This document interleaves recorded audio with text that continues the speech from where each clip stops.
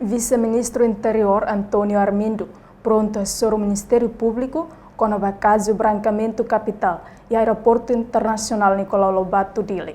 Terça-feira, lorong hat fulang outubro, tinan rihun rua ronulo resin rua, equipa conjunta composto Rusi Serviço Nacional Inteligência, Serviço Informação Polícia, S2 Polícia Militar, Alfândega, J2 FFDTL, no Polícia Científica e Investigação Criminal, prendeu $100 americano rihung atus ida tolu nulo, no rupia milhão hat nulu. Nebelori husi timoroang nain tolu, ho inisial LSC MZG, CFBB, no MR SVB, ho destinação ba Indonésia. Equipa conjunta identifica ona timoroang nain tolu nebe desconfia no dar militante partido Kunto. E halorong nequeras jornalista nacional Sira tenta to confirma conselheiro partido Kunto, José Neymuri Bucar, quando abacaso bem bela consegue, na abacaso tá acaba média nacional Sira.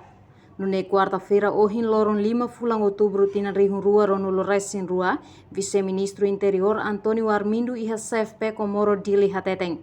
Pronto a ser o Ministério Público, também assiste duni caso refere. Pepa hau pronto tambor se hau pa assiste haradoni mas caso ne kan orse serana be maka involve larang orse ser bahal deklara sa ne besi rehna batia dan teheng sik investiga ba lorba Ministério Público conforme decisão do mercado.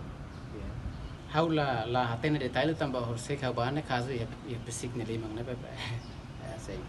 Caso branqueamento capital humano da Daune e ela processo investigação polícia científico investigação criminal PSIC, molo que entrega para o Ministério Público o de processo do lei. Reportagem da Xaviera Televisão Timor Post.